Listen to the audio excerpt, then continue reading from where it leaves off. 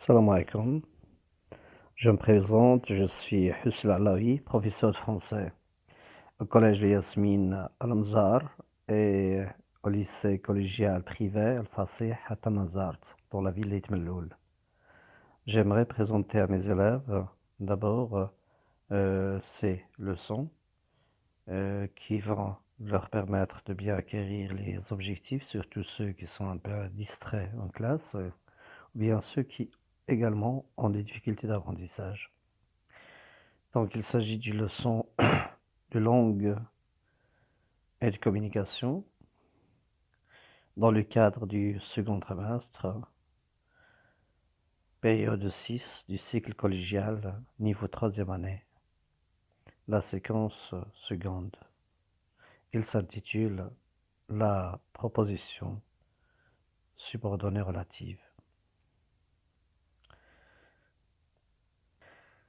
Deuxième chose, je vous présente les objectifs de la leçon. Ils sont au nombre de 2. Premier objectif, il s'agit d'identifier la subordonnée relative parmi d'autres, parce qu'il y a plusieurs subordonnées en français. Il faut donc savoir faire la différence entre celle-ci et les autres types de subordonnées. Pour le faire, il faut maîtriser d'abord les outils d'enchâssement, les outils qui nous permettent de relier dans une phrase complexe cette proposition subordonnée relative à une principale. Là, c'est un objectif notionnel et conceptuel. Et le deuxième objectif de communication sert à transférer ce qu'on comprend, ce qu'on apprend dans la communication orale et aussi la communication écrite. Donc il faut apprendre à réemployer tous ces outils sans faute ou presque à l'oral et à l'écrit.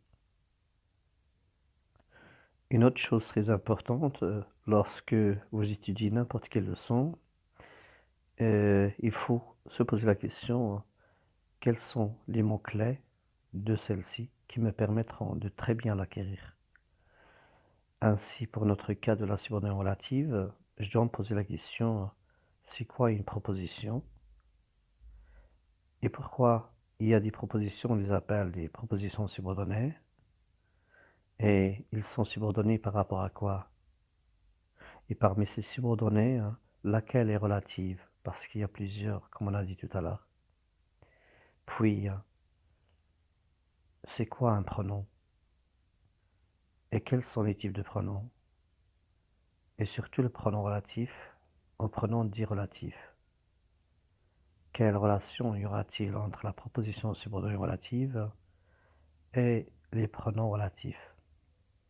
Voici les 5 questions importantes à se poser et auxquelles on va essayer dans cette vidéo de répondre. Avant de répondre à ces 5 questions qu'on a posées tout à l'heure, il faut se mettre en tête qu'il y a 2 conditions sine qua non, 2 conditions importantes, cruciales pour la subordination relative. D'abord, dans la structure profonde, ou à l'origine, il faut avoir 2 propositions, initialement indépendantes, ça veut dire séparées par un point, chacune toute seule, et dans chaque proposition, il doit y avoir un verbe, et cette proposition doit avoir un sens, qui est indépendant, ça veut dire séparément, de la deuxième proposition, qui, elle aussi, doit avoir un autre sens. Donc chacune doit avoir un verbe, chacune doit avoir un sens. Ils sont 2 propositions qui sont indépendantes. Là, c'est la première condition. Deuxième des conditions, c'est que dans chaque proposition, il devait y avoir un nom ou un pronom qui doit être repris obligatoirement. Il doit y avoir une répétition de ce nom, de ce pronom. Autrement, impossible de parler de la possibilité d'enchasser une subordonnée relative dans une principale. Maintenant, voici l'exemple dans lequel on va avoir les 2 conditions. La première, c'est les 2 propositions doivent être séparées. La première contient un sujet, un verbe et un complément. Je connais le nouvel élève. Cette proposition est indépendante parce qu'elle a un sens. Elle s'autosuffit, il n'a pas besoin d'une autre pour lui compléter le sens. La seconde également, elle a un sujet, un verbe, donc sujet proposition, puis un complément. Elle aussi n'a pas besoin d'une note pour lui compléter le sens. Le nouvel élève a eu une bonne note. Et les deux propositions sont séparées par le point. Maintenant, dans les deux propositions, il y a un nom qui est répété. Le nom, c'est élève. Et parce qu'il y a ces deux maintenant conditions sont là dans l'exemple, on peut parler de la possibilité d'en chasser l'une dans l'autre, ou de subordonner l'une à l'autre. Ce qu'on va faire maintenant, c'est de passer au pronom, la notion du pronom. C'est elle qui va nous permettre, d'effacer la répétition, parce que la langue, ou dans la langue, pour relier deux propositions, il ne devait pas y avoir de répétition, surtout une répétition non volontaire, parce qu'on peut avoir des répétitions sous forme de figure de style. Mais ici, bien sûr, linguistiquement parlant, il faut éviter la répétition. Il est prohibé par le bon usage de la langue. Alors maintenant, pour relier les deux propositions, il faut éviter la répétition. Voilà l'autre condition. Cette répétition de l'élève ne peut pas être utilisée, ne peut pas être acceptée si on veut relier les deux propositions. Ainsi, pour éviter la répétition d'un nom dans la langue, ce qui le permet, c'est la notion du pronom. Donc nous avons besoin d'un pronom. Maintenant, je peux vous poser le pronom personnel il.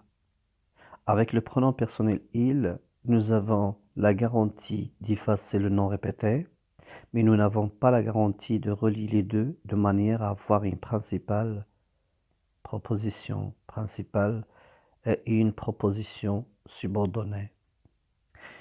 Avec il, on efface le nouvel élève, mais le point ne peut pas être effacé, mais transformé sous forme de virgule. Ainsi, le pronom personnel, il, réalise la juxtaposition des deux propositions seulement. Il ne réalise pas l'enchâssement des deux sous forme de phrase complexe. On aura donc deux propositions qui sont juxtaposées. Je connais le nouvel élève, il a eu une bonne note, c'est une bonne phrase. Sauf que les deux, on ne peut pas en parler comme étant deux propositions qui sont principales subordonnées. Ainsi, pour faire notre leçon, on doit avoir un pronom qui nous permet d'effacer le nom répété, le nouvel élève, et également effacer le point. C'est ainsi qu'on parle de l'enchâssement. On parle des outils d'enchâssement. Et les outils d'enchâssement relatifs sont qui, que, où et dont. On les appelle des pronoms parce qu'ils remplacent le nom que je viens d'effacer. Et on les appelle aussi relatifs parce qu'ils nous permettent de relier la principale avec la subordonnée. Le mot, le nouvel élève que je viens d'effacer ici, était en fonction de sujet. Et selon les règles qu'on va faire tout à l'heure, quand le nom est répété dans la seconde sous forme de sujet, on le remplace par le pronom qui est relatif, ou qui relie les deux. Et on obtient notre proposition principale avec notre proposition subordonnée qu'on appelle relative. Maintenant, on peut parler ou on peut répondre aux questions initialement posées. La première question, c'était c'est quoi la proposition? La proposition, c'est toute petite phrase contenant un verbe. Ainsi, on peut parler de la proposition principale parce qu'il contient un verbe, et on parle également de la proposition subordonnée parce qu'il a un verbe. Deuxième chose, ou deuxième élément, on part à la subordonnée. Pourquoi on l'appelle subordonnée? Cette deuxième proposition appelée subordonnée, pourquoi? Parce qu'il est relié à la principale. Voilà pourquoi il est appelé subordonné. Maintenant, pourquoi on l'appelle relative? On l'appelle proposition subordonnée relative parce qu'il est introduite par un pronom relatif. Et c'est quoi un pronom? Je viens de l'expliquer tout à l'heure. Le pronom, c'est un petit mot qui remplace un nom pour éviter la répétition. Et on l'appelle relatif parce qu'il a deux fonctions. le qualificatif relatif, c'est-à-dire il relie les deux propositions, il réalise donc l'enchâssement de la principale et de la subordonnée. Voilà d'où deviennent les nominations, propositions, subordonnées, relatives, pronoms, relatifs. Une autre chose qu'il faut signaler dans cet enchâssement, c'est que nous avons vu ou observé que la subordonnée relative elle est directement liée à la principale initialement écrite. Parce que le nom nouvel élève, qui reste encore dans la première proposition, est à la fin de la première, il est à la fin de la proposition principale. Ainsi, après la transformation de la subordonnée avec la pronominalisation qui, nous avons directement ce qui collé avec l'élément nouvel élève qu'on appelle dans ce cas d'enchâssement antécédent. Et ce sera une autre règle. Après la transformation relative, la subordonnée relative doit être collée toujours, et c'est une exigence, à cet élément qu'on appelle antécédent de la première proposition. Et s'il est à la fin de la première, ce sera simple d'enchasser la subordonnée relative avec la principale, mais qu'en est-il si le nouvel élève, par exemple, est au début de la première proposition indépendante, première proposition principale? Est-ce qu'on va coller directement, comme dans ce cas, la subordonnée relative, ou bien on va la déplacer? C'est ce qu'on va voir dans l'exemple numéro 2. Dans l'exemple 2, ce que j'ai fait, c'est tout simplement inverser les deux propositions que nous avions dans le premier exemple. Je les ai inversées de manière à avoir le nouvel élève au début de la principale. Ainsi, dans la deuxième proposition, nous avons le nouvel élève qui n'est plus sujet. On va donc pas utiliser le pronom relatif qui qu'on a utilisé tout à l'heure. Nous avons le nouvel élève ici en fonction de COD. Et selon les règles qu'on va faire juste après cette phase, on doit remplacer le COD par un autre pronom relatif qui est que, selon la règle. Et quel que soit l'endroit où il y a le deuxième mot et qu'on a remplacé par le pronom relatif, à chaque fois le pronom relatif doit venir en tête de la proposition, à la place du point. Ainsi, je vais effacer ce COD pour mettre mon pronom et effacer le point pour qu'on l'appelle relatif. On va donc mettre que ici, et ma relative devient que je connais. Mais si je lis la phrase, ce sera pas accepté sémantiquement ni grammaticalement. Le nouvel élève a une bonne note que je connais. Si je laisse la phrase comme ça, note sera l'antécédent. C'est comme si que avait remplacé l'antécédent note, mais c'était pas note qu'il avait remplacé. Il avait remplacé nouvel élève. Ainsi, je dois prendre toute ma proposition relative et je la mets près de l'antécédent. Et là, c'est une règle. À chaque fois que je remplace le nom répété dans la seconde avec un pronom relatif, cette proposition obtenue, appelée proposition subordonnée relative, avec son pronom, c'est-à-dire son outil d'enchâssement, que, qui, ou, dans, doit être déplacée ou non. Ça dépend là où il y a le mot qu'il a répété dans la première, il faut qu'ils soient les deux accolés. Ainsi, je dois écrire ma phrase comme ça. La principale sera le nouvel élève. La suite de la phrase, parce que je suis obligé de la couper, sera ici.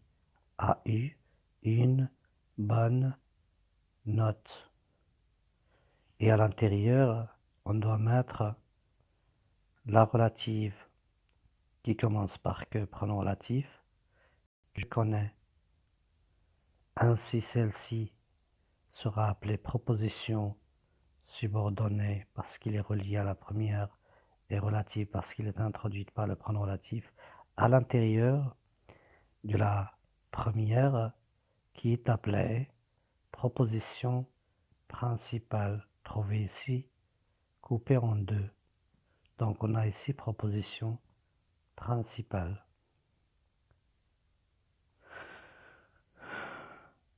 La phrase sera: le nouvel élève que je connais a eu une bonne note. À partir des deux exemples qu'on vient de voir, on peut maintenant déduire l'identification, la définition de ce qu'on appelle la proposition relative. Il s'agit d'une proposition parce qu'il contient un verbe relié à la principale à l'aide d'un moyen. Et ce moyen, c'est le pronom relatif. Et ces pronoms relatifs ou le pronom relatif peut être simple et peut être composé. Dans une autre vidéo, on va faire les pronoms composés, mais par rapport à notre programme de cette leçon, en deuxième trimestre, il n'y a que les pronoms relatifs simples. Maintenant, une problématique peut affronter les élèves concernant le choix du pronom. Nous avons parlé des pronoms en nombre de 4, qui, que ou dans. On aura le problème du choix. Quand est-ce que je peux choisir l'un ou l'autre? Le choix de ces pronoms, il est dicté, il est obligé, il est exigé par la fonction grammaticale jouée par le nom répété. Donc ça dépend de la fonction jouée par ce nom répété dans la deuxième proposition, que dépend le choix du pronom. Ainsi, si nous avons le nom répété en fonction dans la deuxième proposition sous forme de sujet, fonction de sujet, on doit avoir le pronom relatif qui, comme dans le premier exemple. Ou bien si ce nom répété sous forme de COD, comme dans le second exemple, nous allons avoir un que obligatoirement dans toutes les phrases de français. Si ce nom est répété sous forme de CCL, complément circonstanciel de lieu, ou complément circonstanciel de temps, on est obligé de mettre le pronom relatif ou. Et si ce nom répété sous forme de complément de nom ou complément d'objet indirect, introduit avec de. Attention de croire que n'importe quel complément d'objet direct peut accepter le pronom relatif dans. Maintenant, nous sommes arrivés à la dernière phase, la phase finale. On va appliquer les règles des pronoms relatifs ou de la pronominalisation. Voici le canevas de conceptualisation des règles d'enchâssement de la relative. Alors, je reprends ce que j'ai dit dès le début, deux propositions à chaque fois qui sont séparées par un point. Ils sont donc indépendantes chacune. J'ai exprès travaillé avec le même exemple presque et avec un nom répété, et ce nom je l'ai exprès répété à chaque fois sous forme ou jouant une fonction différente. Comme ça, on peut diversifier les pronoms relatifs. Ma phrase est: j'ai aimé le livre 5 fois. Et d'autres propositions où il y a le même mot livre. La seconde, par exemple, dans 1, le livre est posé sur la table. Et ici, le livre joue la fonction de sujet. Donc dès maintenant, vous pouvez appliquer la règle du sujet en remplaçant le nom et mettre le pronom correspondant qui. Dans la seconde, le livre est en fonction de COD. Tu m'as montré le livre. Donc je peux appliquer la deuxième règle. Dans le troisième exemple, la couverture est noire. Imaginez que je vous donne cette phrase. Vous ne savez pas de quelle couverture je parle. Le nom couverture n'est pas clair. Et parce qu'il n'est pas clair, vous me demandez: monsieur, mais de quelle couverture vous parlez? Quelle couverture noire? Donc vous me demandez de préciser le sens ou de compléter le sens de la couverture. Alors je peux la compléter par du livre. Ce sera donc un complément de nom. Voilà pourquoi on l'appelle un complément de nom. Il complète le sens du mot qui le précède. Maintenant, c'est un complément de nom. Pour la quatrième, il y a beaucoup d'énigmes, beaucoup de secrets, de mystères. Où, dans quel lieu? Dans le livre. Ce sera donc un complément circonstanciel de lieu. Pour la cinquième, vous avez « Tu m'as parlé de quoi ?» De ce livre. Et de ce livre donc sera appelé un complément d'objet indirect introduit avec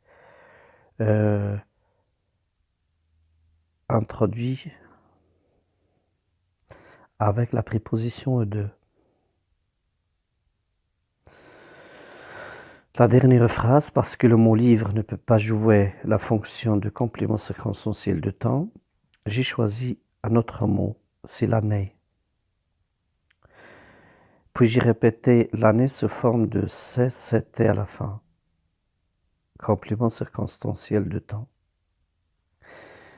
Maintenant, je vais appliquer mes règles. Pour la première, le mot livre est en fonction sujet, je l'efface, et j'efface le point pour relier, et je mets qui, et j'obtiens ma phrase. J'ai aimé le livre qui est posé sur la table, parce que le mot sujet, ou le nom répété sous forme de sujet, me donne la possibilité d'utiliser qui. Dans la seconde proposition, le mot livre est en fonction de COD, donc je l'efface parce qu'elle est répétée.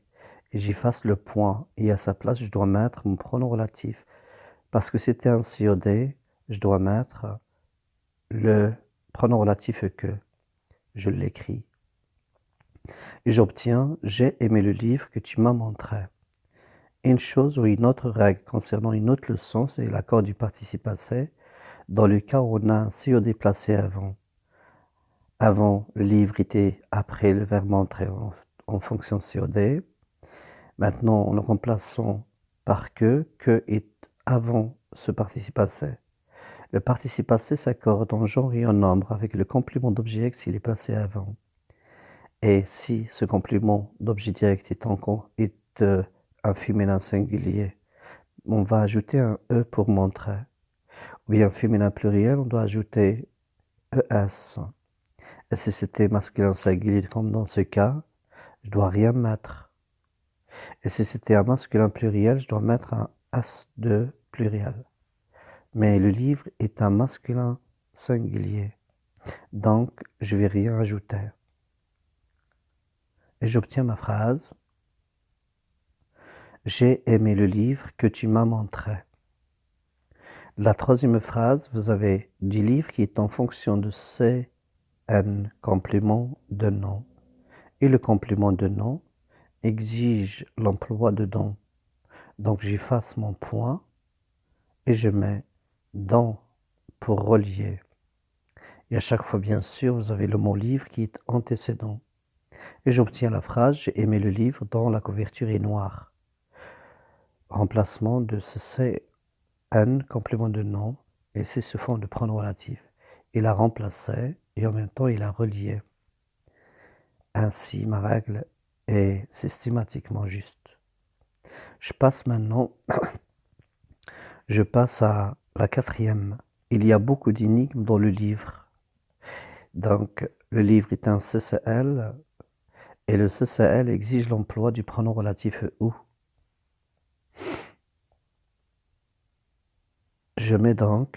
J'efface d'abord mon nom répété sous forme de CCL, j'efface le point et je mets mon pronom relatif qui relie. Et j'obtiens « J'ai aimé le livre où il y a beaucoup d'énigmes, point ». Cinquième, tu m'as parlé de quoi? Tu m'as parlé de ce livre.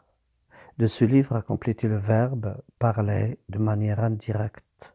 J'obtiens donc le complément d'objet indirect. Je l'efface parce que c'est répété et je remplace par le pronom complément d'objet indirect, c'est ici. Non, c'est ici. Le complément d'objet direct introduit avec la préposition de me donne la possibilité de remplacer par don. Alors je vais effacer le point et je mets mon pronom relatif dans. Dernière phrase.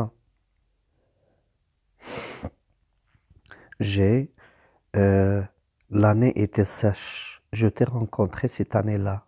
cette année-là est en fonction de complément circonstanciel de temps. Alors je vais effacer parce que c'est répété. Et selon la règle, mon complément circonstanciel de temps exige le pronom relatif au. À la place donc du point de séparation et près de l'antécédent, je mets mon pronom relatif au. Et j'obtiens, pardon, c'est pas l'antécédent ici, sache.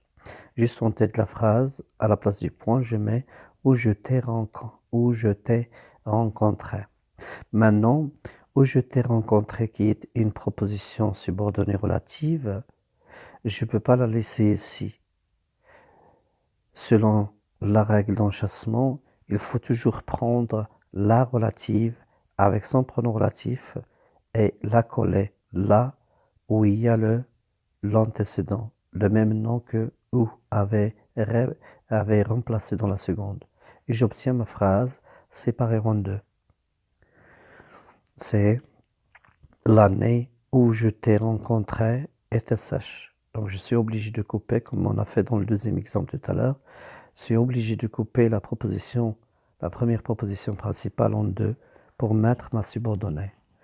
Je suis désolé, je suis très fatigué et merci beaucoup pour votre attention. J'espère que cette leçon de pronom relatif ou de la proposition relative ne vous causerait plus de, d'embrouille et que ce soit clair pour tout le monde. Merci beaucoup pour votre attention. À la prochaine.